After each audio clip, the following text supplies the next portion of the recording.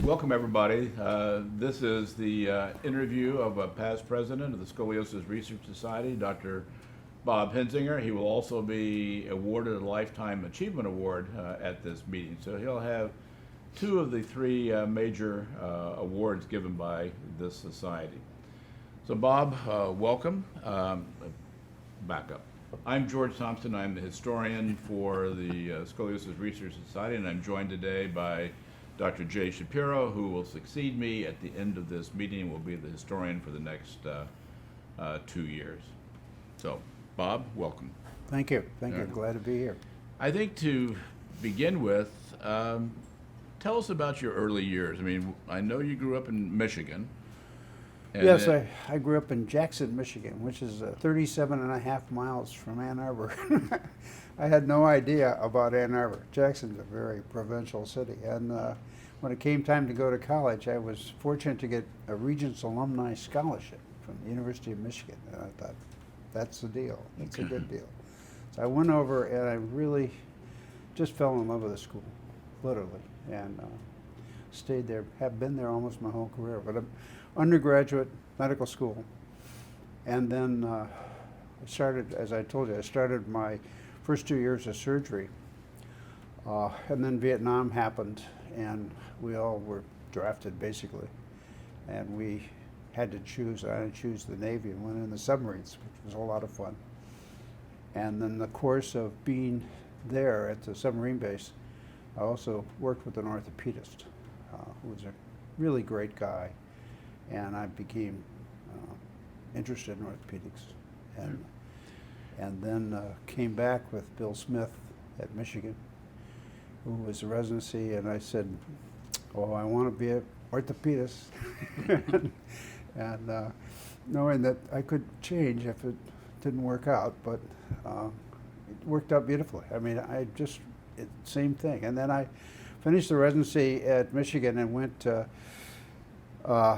Dean McEwen came to lecture to us about Perthes disease, and I said I was looking for a job, and he said, well, they had a job, and he'd call me, and so he called, and he said he had a job that was at the VA hospital in Wilmington, Delaware, with some time at the Institute, and I said, I didn't have to go 500 miles to work at a VA.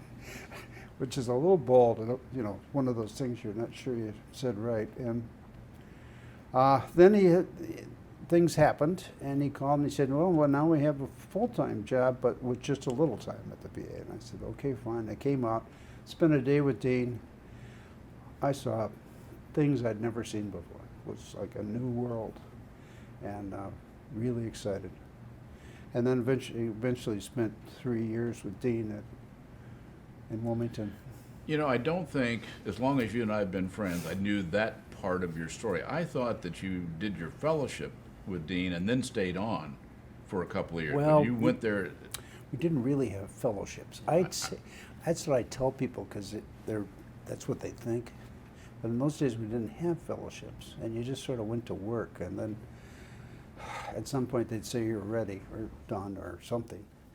And in the Wilmington was then you could be in charge of the hospital over the weekend. That was your coming of age moment. And, yeah, I think that's an interesting point for the younger members, is that everybody thinks everything revolves around fellowships, and really that didn't start till much later. Oh, much later. Yeah. And particularly in spine, particularly. I mean, we just had a few subsequent pediatric fellowships, and then gradually spine fellowships. Well, I remember when I applied for my fellowship, I think there were only 4 centers: Toronto, Newington, yeah. Yes. and DuPont, and I guess Boston Children's. That's where they were all centered. There may have been some others that were, occasional, but these were the ones that were kind of well known as if you wanted to get additional training. At that that's where you time, went. most of the orthopedists were general practice, Yes. basically, and they were adult surgeons, and children. If they did children at all, it was a hobby. So they had people that did club feet, and they had people that did hips, and Sherm Coleman is a good example of that.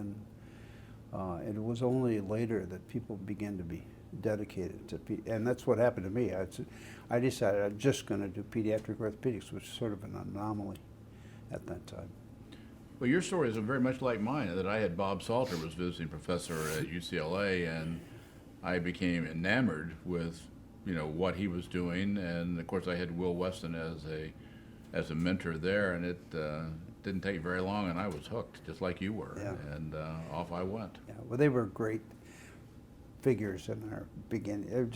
You just can't imagine a Salter until you've experienced it, really. I know. He's such a person, a character, a creative, inventive guy.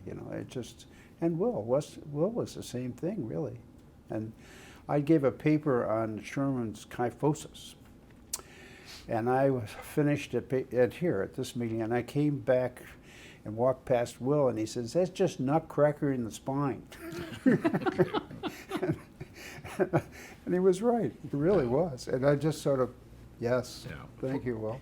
For the people who are viewing this video today, Will Weston was the chief of staff at the Shriners Hospital in Los Angeles for 25 years, and he was a crusty New England guy who was Gryson Green's partner before he went to UCLA. He was on the staff at Boston Children's, and he always told the story that during his interview, he was at a long table, and all the Shriners were there with their fezzes on, and they were going through his file, and one of them says, "Dr. Weston," said, "you have 6 children." Said, "Are you Catholic?" And that was this is in the 50s. He says, kind of bristles a little bit, and he says, "Gentlemen, there's 2 types of men in this world who have large families, Catholics and sex maniacs. I am not Catholic." He said, "That's it for me, no job here." And he said, went back to Boston, but they called him and he gave him the job. But I've loved telling that story, and it's very apropos today. Yeah. But it means it's none of your business, Yeah. He was great. He was always fun. And they all had great insight. I mean, they didn't publish a lot, and for that matter, they didn't present a lot, but they had great insight, and they were just great to talk to. I would encourage young people to stay in the back of the room and talk to people. Get out there at the coffee break. Just sounds familiar. mingle. We were just laughing about staying in the back of the room, because I think both Jay and I, and it sounds like you're in the same mold that we are, it's that I don't want to sit down on the front row and listen to a talk. I want to stand at the back of the room and talk to you and talk to Jay and get your immediate feedback as we're just standing there. Dean did that. Dean was always in the back of the room on the right-hand side, and always very approachable, which is a great. I was telling this was a Dean McEwen story, that when this meeting was in Quebec City, and that would have been 2003, the pre-meeting was on spondylolisthesis, and all these papers were talking about a 25% neurological complication rate, and I turned to Dean and I said, I couldn't live with myself with a 25% complication rate. And he starts poking me hard in the chest. He said, "That's because you're a complication avoider." And I said, "You're damn right I am. I don't like complications." I don't either. So anyway, but we all have these same stories, it seems. Yeah. So anyway, you spent your whole career at Michigan. I think everybody knows that. Well, pretty much. I came back to Michigan in '74 after 3 years at the Institute, and was there. The deal was that I was doing pediatric orthopedics, and then when I got there, a little time at the VA and then the Wayne County General Hospital, and I said, "This isn't exactly what I want," and this was somewhat contentious. After about 6 or 8 months, I called Dean and I said, "This isn't working, and maybe I should come back." And he said, "No, you just stick it out. It's going to be okay. It'll work out." Which, in large part, it did. Gradually less travel, and actually there are a lot of great cases out of the county. But years ago, were those adult cases or are they pediatric no, cases? I do the peds cases out there. Okay. And some adult, but mostly peds. And then years ago, maybe 10 or 12 years ago, I was talking to Dean, and he said, "You remember that time you called me and wanted to come back?" He said, "I should have told you to come back." I said, "Wonderful." But then I looked at other jobs. I mean, I'd go out and look, and for a variety of reasons, I decided to stay at Michigan. Same thing. I shopped a little, And then when I met Barbara, we sort of committed to Ann Yeah. Arbor. So the rest of the time is all history then, all at Michigan. Yeah, exactly. And it was good.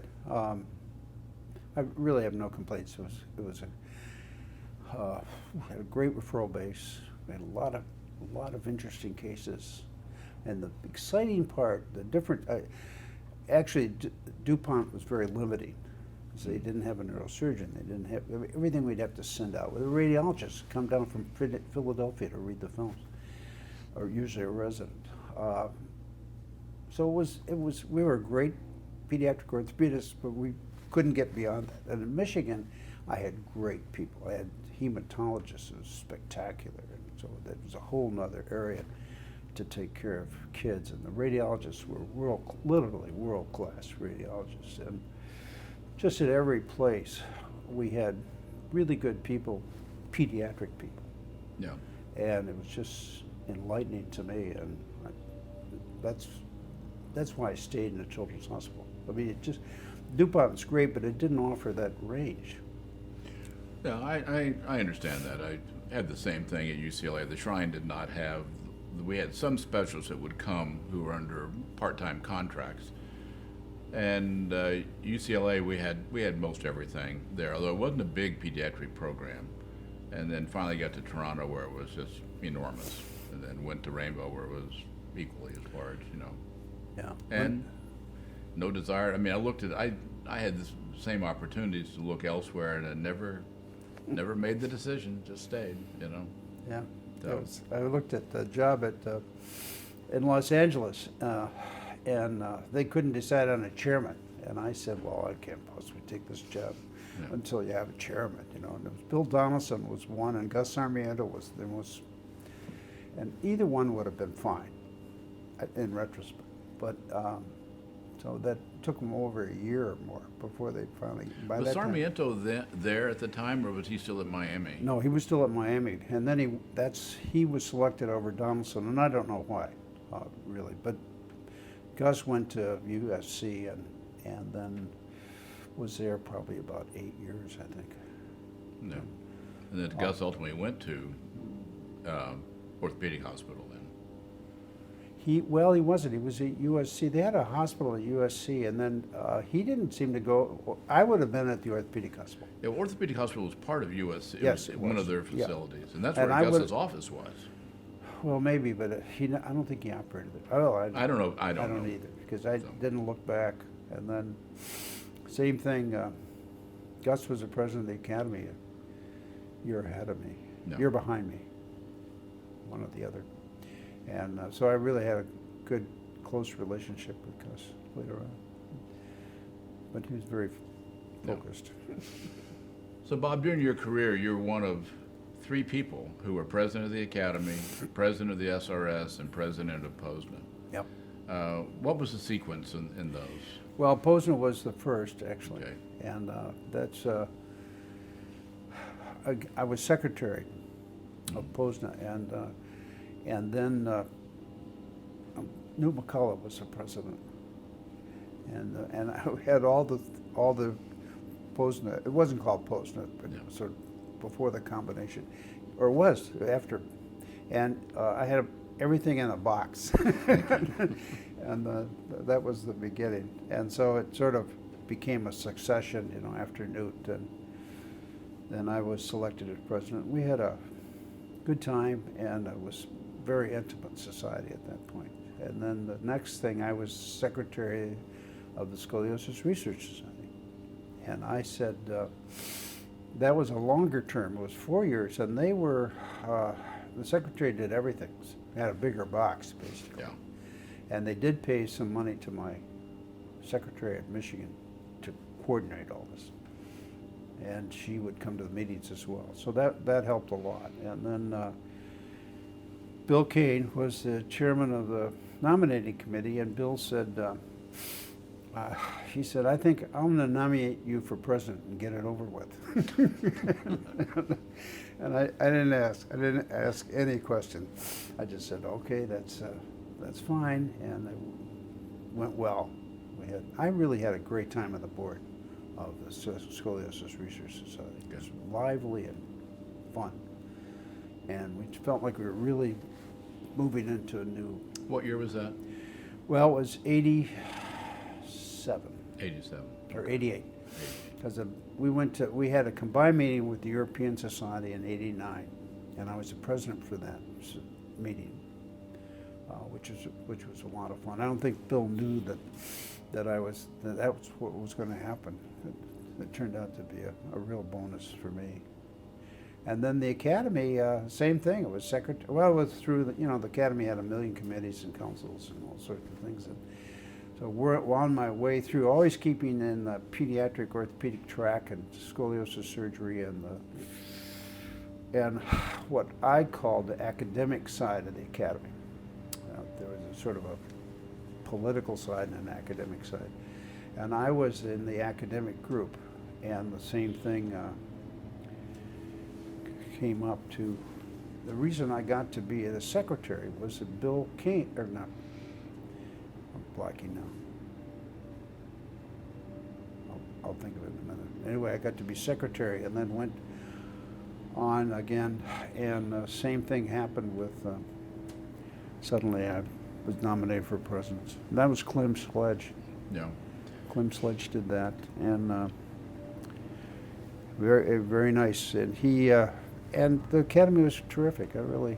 Was really a time of the same thing, sort of broadening. We developed a presence in Washington, became more active in lobbying, and also protecting the orthopedists economically, Medicare, third-party payers. It was a good thing. Yeah.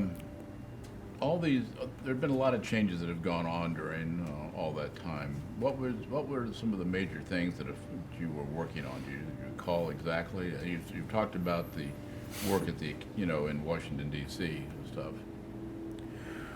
Well, it was just this society was becoming much more internationally involved, and that first combined meeting really set the trend for our international. People would come from other areas, obviously, but just became much more compatible or inviting to people from other countries and spine surgeons that were interested in scoliosis. There just wasn't. Scoliosis at that time was kind of a niche. It wasn't.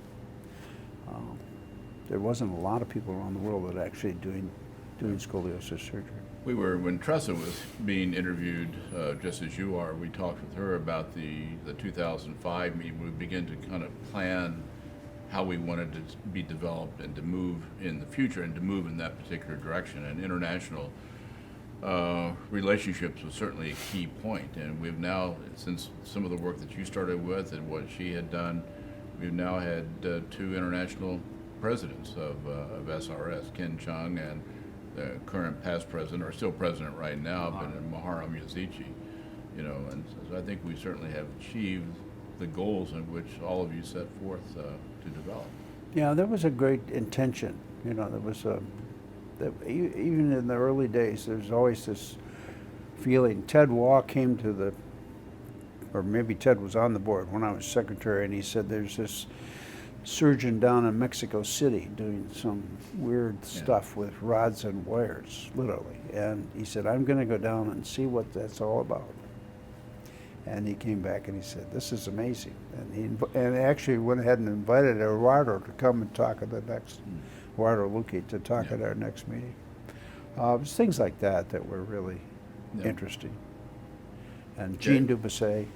Any questions on your part? Yeah, no, Dr. Hensinger, going from kind of starting a pediatric program at Michigan to becoming the chairman, tell us a little bit about, kind of how things flowed and so many of the surgeons that are out there now credit you with their, career in orthopedics. Well, we had, one of the things that when you're on my service, we had a lot of fun. We always had a lot of fun. And people remark about that. And come up to me 20 years later and say, gee, when we were in your service, we really had a lot of fun. And Sukin Shah was a medical student. And last night he said, I was on your service. And unfortunately, I didn't remember. I was on your service, and boy, we had a lot of fun. And that Alan Hildebrand was on the service at the same time. I mean, so I think that was part of that. And not everybody. I had a pediatrician, or I'm sorry, a medical student from Germany who had on the service, he had a lot of, and he came to me at the end and he said, I really had a lot of fun in the service and I made a decision for my career. And I said, what's that? He said, I'm going to be a pediatrician. So, but that was part of it. And then what happened was, for whatever reason, Laser Greenfield was the chairman of surgery. We were a division, and we were like the last division in the world. And he was wanted to maintain that, and he and Larry Matthews got into some sort of situation, and Larry got fired. And Larry called me and said, I got fired. And I said, oh my God. And what's going to happen? And he said, well, I told Laser to call you to be this interim. So he did, and I was. And Laser was really a difficult guy to deal with. From John Hopkins trained, you know, the pyramid. Yeah, he was at Oklahoma when I was a medical student. Yeah, and he was a, you know, if I had dinner with him, we'd have a wonderful time. But when he had his hat on for chairman, he was difficult. And he didn't understand orthopedics, which was very frustrating because he just didn't get it, what we do.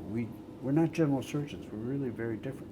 And we had a dean, Alan Lichter, and the dean, he was decided, well, maybe we should break this up. And he said, we're going to make orthopedics a department, which I said, that's terrific.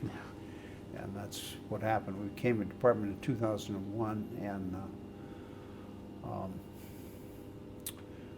then I was chairman probably for another 2 years, and then they had a surge. Jim Carpenter was the next chairman. And now, Michelle Carrick. Yeah. And Michelle, pediatric orthopedist. And so that's paid off well. Wasn't Fran Farley interim chair for a while too? She was, Fran was the associate chair. Associate chair. And then she decided to go to Tampa and work with the Shrine. Yeah. Oh, I know that real well. I was in charge of the recruitment for that, so. And she's very happy there too, I can tell you. Good. Well, it was good. Right. She was ready for a change. I think it was good that she saw that as an opportunity. Yeah, it's a nice way of making a change that she doesn't have the clinical responsibility, but politically and business-wise, there's a lot of effort that has to go into that job, and I think she was the right person for it. Yeah, I think. Well, I don't know from your side, but from my side, I think you're right. She just loves that association, and she just knows people. Well, you talk to her on the phone, you know. Well, I was in Boston, and this guy that's chief of surgery used to be, you know, back and forth, all the relationships. Yeah, it was a funny story that actually when this meeting was in Montreal, I was trying, and I had just started. That would have been 19. I was talking to people who I had predetermined who I wanted to talk to about a possibility of applying or being considered. And I talked to Fran, and she said, "Oh no, I'm going to stick it out in Michigan. That's my home." And this was like on a Thursday. Friday, she comes back to me. She said, "I've been thinking about what you said.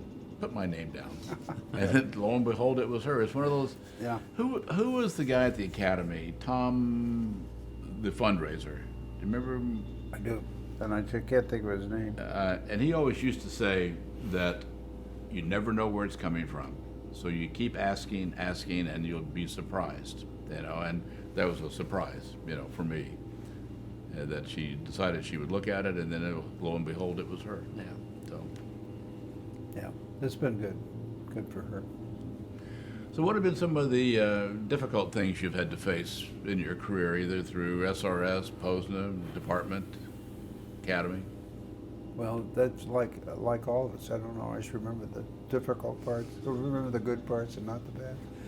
I think one of the things for me was just that relationship as a section head under a chairman that was Laser Greenfield, who had his vision, and I couldn't change it. That was very long term, very frustrating. Trying to carve out a orthopedic presence. No.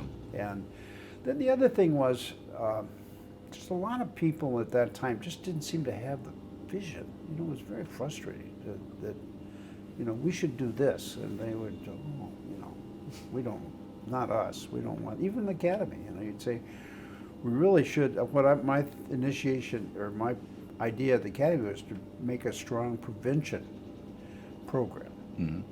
And in all aspects, one of which was hip fracture in the elderly. And I presented that, and Gus said, "Oh, they're all going to fall anyway." I said, "Maybe we can change that, Gus." Oh, he said, "It's not worth, And things like that. A lot of people that just didn't seem to want to stay in the past or the present and didn't want to move to the future. And at the academy, certainly. That was not true of the SRS or the pediatric group. They were much progressive, probably is the better word. I've always noticed that in the same vein that people would say, well, I think we need to do 6 of those. And somebody would say, oh, come on, you need a half a dozen. I said, what? Didn't you just say the same thing? And you just said it differently, and you kind of chuckled to yourself, and it's human nature just all over right in front of you. So we had one interesting thing was we decided to change the name of CDH, congenital dystonia of the hip, to developmental dysplasia of the hip, DDH. And that was an initiative from, oh boy, it's hard. It's a wonderful man from Europe. Unfortunately, I'm blanking on it. Anyway, he came to the PEDS meeting and he said, I got this great idea. We should change the name. And that's how there was sort of. But eventually people got on the bandwagon. He said it's not congenital and it's not dislocated, on and on. And people would subscribe to it. And then Harry Cowell was the editor of the journal. Yes. And Harry wouldn't let us use the word DDH. Yeah. And I wrote him a long letter and I said, it's not your business as editor to decide what the treater, our group has decided. We're the pediatric orthopedists. You're an editor. That's it. It's not your job. It's not, you don't decide these things. We decide these things. Wouldn't hear nothing of it. What was Harry at DuPont when you were there? Yes, absolutely. Absolutely. Harry and I, we had sort of a breakfast about 3 times a week. So that kind of brings up one of the things that you did start was the Journal of Pediatric Orthopedics with Dr. Staley.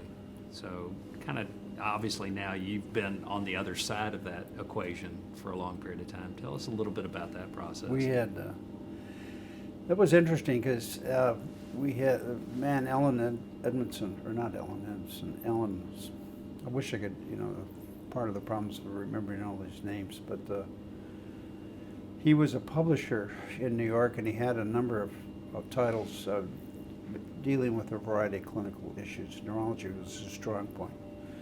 And he wanted to create a Journal of Pediatric Orthopedics, and he decided to seek counsel, Dr. McEwen and Sherm Coleman and Mirhan Tashin, and they all said, well, Dean said, well, Bob should do it. Sherm Coleman said, Lynn Staley should do it. And so he asked both of us, and we said, well, that's nice, but we really don't have time for this. But we do it together. And so that we don't have 2 editors, we only have 1. Fine, we left it on the table. Then the same thing, comes back and said, well, okay. And Lynn sort of ran the office in Seattle, and then I did all the other things, and we had a great relationship. And Lynn, as you know, just died. Yeah. And we had a very great relationship, and then somewhere in the 90s, he decided he wanted to devote all his time to outreach in pediatric orthopedics around the world, a variety of other things, and he just didn't want to continue with the journalism. It's terrific. You know, let's do what you feel you want to. Then we invited George to be the associate, and it's, what, 16 years? 17, 17. 2004. And George has done 6,000 reviews. He's always doing That was reviews. of last week, and I sent Bob an email, and that's just since we started doing the electronic, where you get those numbers, and I finished my 6,000th review. 6,000. Every time we're at a meeting, you're always doing reviews, so yeah, I know. it's constant. I'm all caught up right now. Let me finish the DDH Okay. story, Yeah. by the way. Heckman, Jim Heckman. Jim Yeah. Eckman, yeah. Became selected for the Journal of Bone Literature editor, and I said to Jim, told him about Harry Call and this crap from Harry, and I said, can you make this DDH happen? And he said, absolutely, and it did, and it's been ever since. Wow. He got the point. Got the point. No, I look back. I mean, I have fond memories of working with Harry Cowell when he was the editor, and Jim as well. You know, I mean, in fact, Jim hired me to be the deputy editor for pediatric orthopedics, and then I was doing that when Bob approached me about moving over with him, and Yeah. I thought that was the best long-term, That's position for me. Worked wonderful. Yeah, really has. Well, that's one thing I was going to bring up. Anything Yeah. else on your part? Well, no, I was just, obviously, hopefully, we're going to have quite a few of the younger members that are going to be watching this. Tell us a little bit about, some of your contributions to scoliosis surgery and to orthopedics. And, there's been quite a few things that you have kind of championed and been part of, cervical spine, especially Well, as it relates to. from my standpoint, one of my favorite things, I guess the best way to put it, was cervical spine disease, and Bill Fielding, and that's who I couldn't remember. Bill Fielding was my mentor for cervical spine, and Bob Bailey, who was at Michigan, and the two of them really piqued my interest. And for some reason, we had a lot of cervical spine problems in Delaware and in Ann Arbor. I'm not sure what was in the water, but we sure had a lot of them. And both injury and a variety of diseases, I wrote a paper on rheumatoid arthritis affecting the cervical spine, if you could imagine that. I had like 40 cases. It's just an amazing collection. And so that was always something I was interested in. I certainly have written a lot and published a lot on a variety of aspects, like rupture of the transversal lanal ligament. Just the kids are very different in what happens with their cervical spine with the same injury that are just not like adults. It's different. So that was fun. I really enjoyed that. I wrote a book with Dave Bradford on the spine, and that was a labor of, and it was great working with David. And we had put out a nice book, which we're pleased with. I had another interest which I had was spondylolisthesis. When I started that when I was at the DuPont Institute and continued with spondylolisthesis, and Dean had a case, had about 20 cases that on which he had operated on, and they stabilized them, and they did really well, surprisingly well. And so we published that, and then subsequently continued with the spondylolisthesis. Spine surgery of kids with handicapped kids, CPs. I had a great interest in the multiply handicapped child, particularly not just their spine, but the total care. I had a great clinic in Wayne County Intermediate School District, and I had this clinic, and all these kids, and we were intent upon bracing them. In those days, a lot of the kids just laid in bed. And I facetiously used to say, well, and then you set them up, they look like a bed sitting up. And I said, we really need to just set them up, and so they know how can set up and look appropriate. So that was our goal. We're going to get every kid out of bed, and we're going to get them up, and we're going to have them in some sort of chair. And did a whole thing on chairs and braces, and I don't know if you know the Hensinger collar. Yeah. Oh, yeah. The Hensinger collar. Oh, yeah. And we had this collar. I've used it several times. And we said, I said, maybe it was particularly for the floppy head. And I said, well, how about something like a Mae West, which is and I said, we can pull it together and open it, depending on how much you needed to support. And so one thing led to another. I had a great team of an engineer, plastics engineer, who came to every one of our clinics, and we worked and developed this vest. And it really turned out well. It really worked well, which is interesting. I took it to the university. They had an innovation thing, and I said, we got this vest, and we think we'd like to patent it or something. And the guy said, it's not worth it. You know, along the same lines, I remember, and I tell this story all the time, Bob, that you told me about, it was close to 40 years ago, about in the same patient population of putting a baseball cap on them with Velcro in the back of their chair, and just stick them back. But the hat came off, I think. Yeah, that was a problem. Yeah. Couldn't always keep the hat on. And the vest was nice too, because they loved it. It time to feed them, they put it all up like this, and then they'd be out eating, and then they could loosen it up later. But it never went anywhere commercially? It's or? still It's still out there. available. It's still out there, and people use it, and occasionally people mention, but it's one of a, and we designed a lot of things. I mean, we just bunches of stuff. He had a company called Danmar Products, and he once we'd get something that worked pretty well, then he would market it through his company, and he had a lot of things like that. He was a very inventive guy, and he didn't like to patent things. And I said, well, Dan, why do you want? You should patent some of this stuff. He said,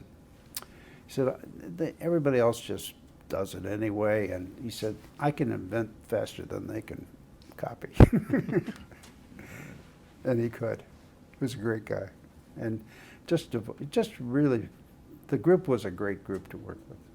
We got closed down by the Washtenaw County, or excuse me, Wayne County Intermediate. They just felt they couldn't afford that anymore. So, not that we cost money, but the handicapped kids all were sort of dispersed throughout the system, and not in one place. We had the same thing in Ohio, where we had the Bureau for Children with Medical Handicaps, and we had state-run clinics. They paid us to run the clinics, and got to be too expensive, so they just closed them down. We absorbed most of it into some private clinics we had established in parallel with these. But for the most part, they just kind of disappeared. You know, They did. I've always found that when we went into areas, underserved areas, and this is actually Charlie Herndon setting these up in our place. And you could be 30 miles from town, but it was like another world to the people who lived there. I mean, going to the big city was just an impossible thought in their mind.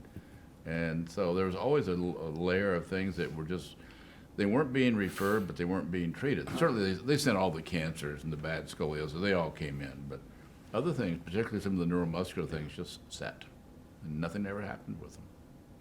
We used to cover clinics in Delaware, and I went to the one at Dover, and Dean took the Georgetown clinic, which was another hour away. I mean, it was a long drive, and he liked both. Said sometimes I get my best ideas driving to Georgetown, and he would go down there, and they're all chicken farmers, and the same thing, and he would talk this chicken farmer into letting him operate on his daughter or son up at the big house, and he felt that was really important, really communicating with people and convincing them this was the right thing to do, despite the fact they had no understanding of it. Yeah, I mean, talk a little bit about that, because for the younger members, it's kind of, they can't understand the fact that, you know, even when I started in the early 90s, late 80s, early 90s, there was still a whole population of people who were very much underserved in the States, because nobody really wanted to take care of these kids. No, neither the doctors or the hospitals. Right. So it was both, and that was certainly true in Delaware. I don't know now, but as a longer you go down, farther you go down the Del Mar Peninsula, I mean, you're in another world. You're in the, it's different than the Deep South, but the same issues. Yeah. And in Michigan was the same thing. So the farther north you go in Michigan, you would have rural people and people that, you know, they've never been in a parking structure. And they don't know how this works. And some of them have never had an elevator ride. And people don't believe that. Yeah. And so outreach was very helpful, and you could go and talk to them in a setting that they found more comfortable. And I think that was important.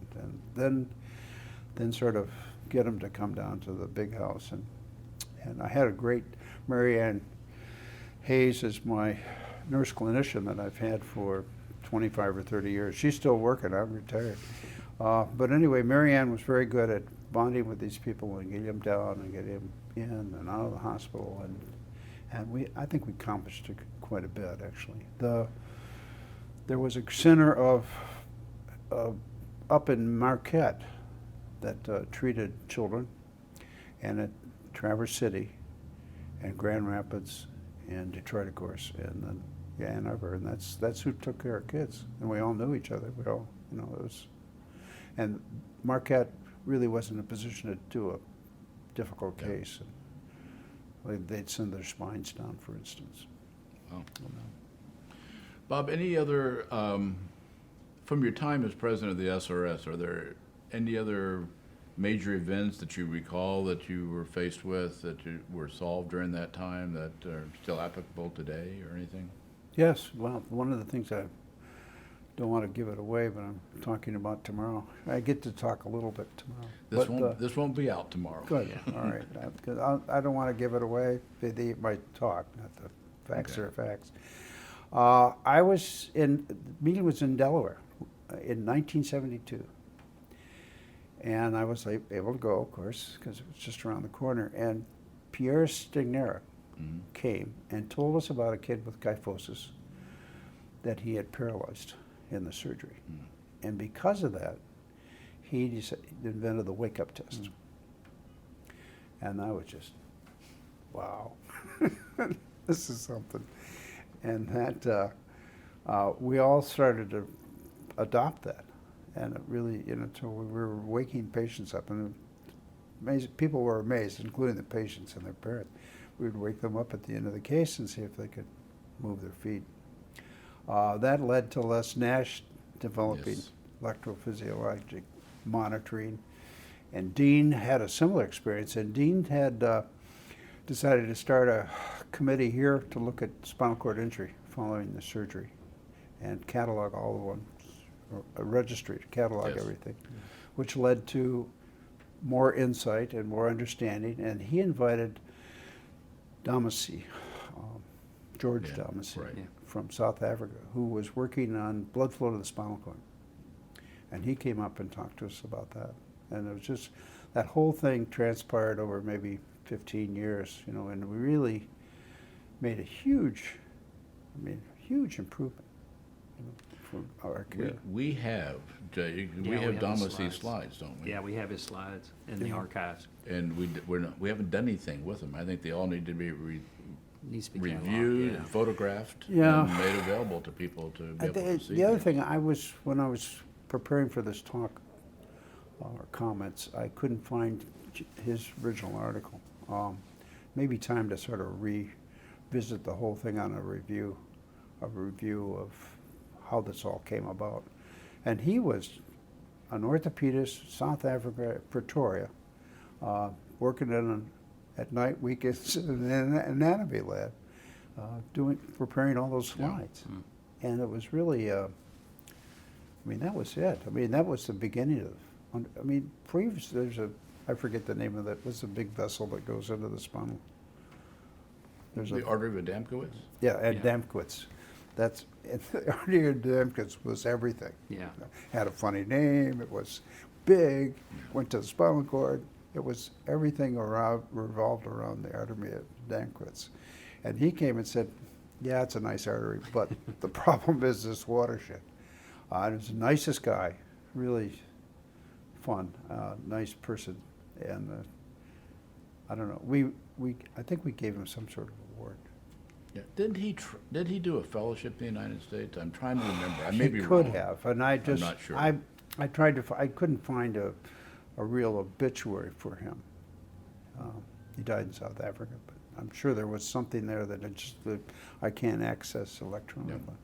I mean, one of the interesting things, and you and I just talked about on the phone just last week, is that in Spine Deformity, starting to publish some articles on history of the SRS or of spine development, and maybe we should be considering doing the same for Peds Ortho. Sure. You know, Yeah. because people, I truly think in this day and age, people don't know who the people who our predecessors were, you know, and what they did and why, and their importance. I know Scott Mubarak and I, we were at the EPOS meeting in,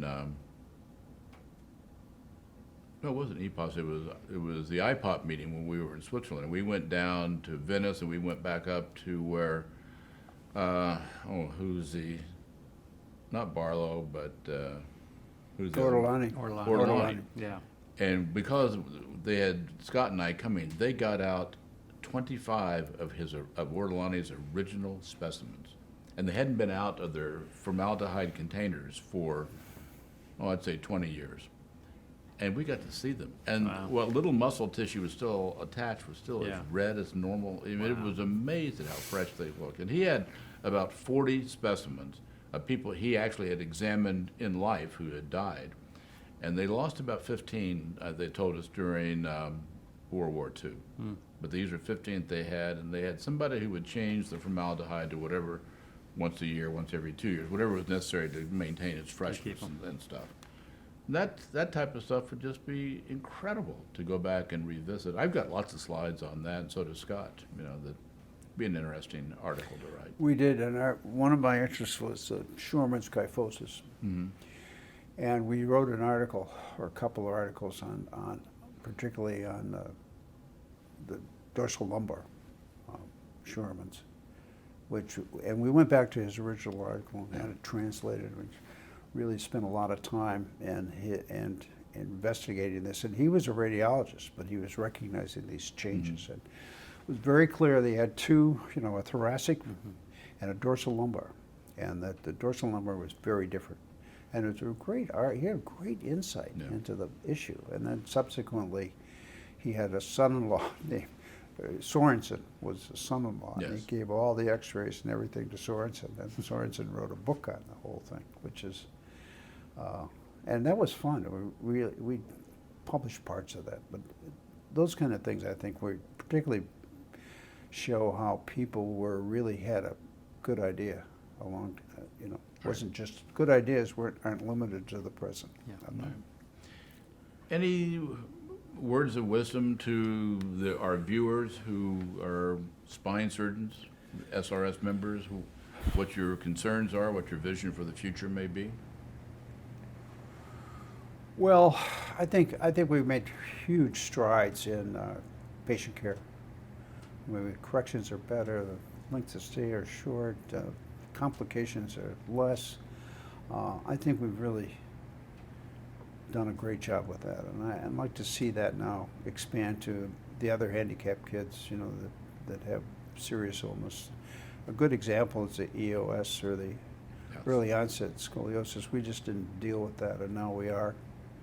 And I think, and then the situations which allow the spine to grow while maintaining corrections, and then hopefully get to some point where these things are really predictable, and we can manage idiopathic scoliosis by something less than a posterior spine fusion.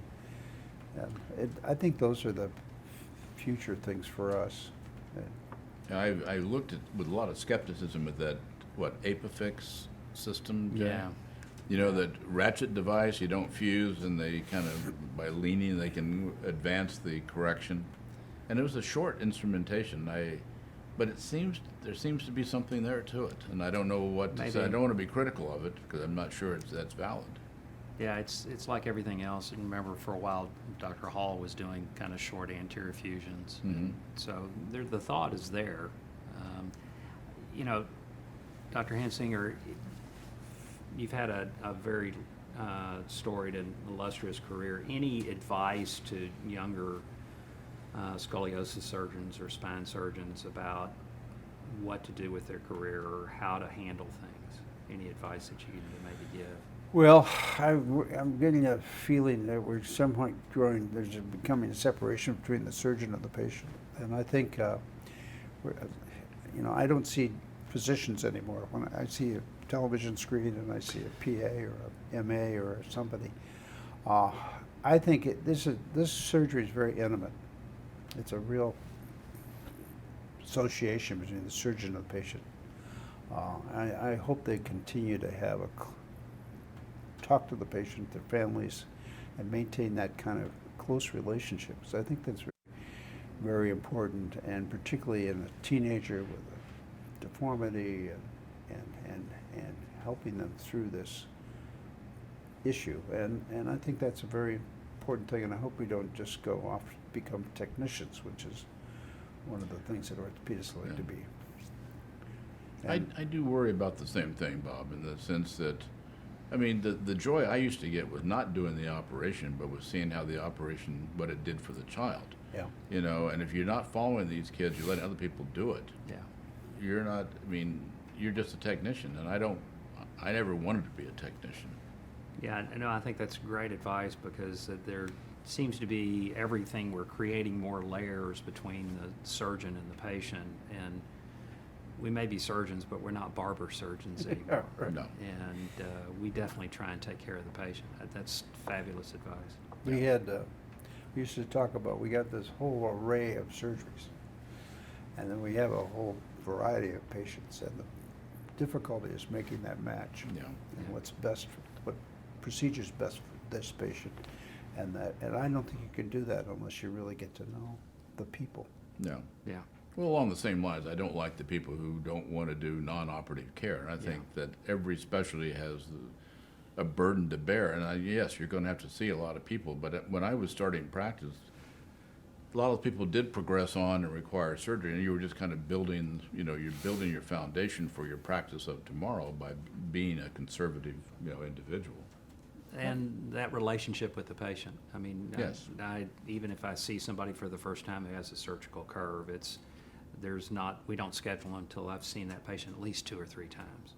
And even then, I feel like I don't have the relationship I should. So I think your advice is well taken. Yes. It makes a huge difference on how the patient does. I think so. You're just an old school guy, Jay. Yeah. All right, anything else on your part? No, I'm good. All right. Bob, thank you very much. This has Thank you been for the very opportunity. insightful, and congratulations on your LTA award. I'm very excited about it. Very well Good. deserved. Yes. Thank you. All right, so this will conclude the interview of Dr. Robert Hensinger, who is both for past president of the SRS as well as a new LTA awardee. Thank you very much.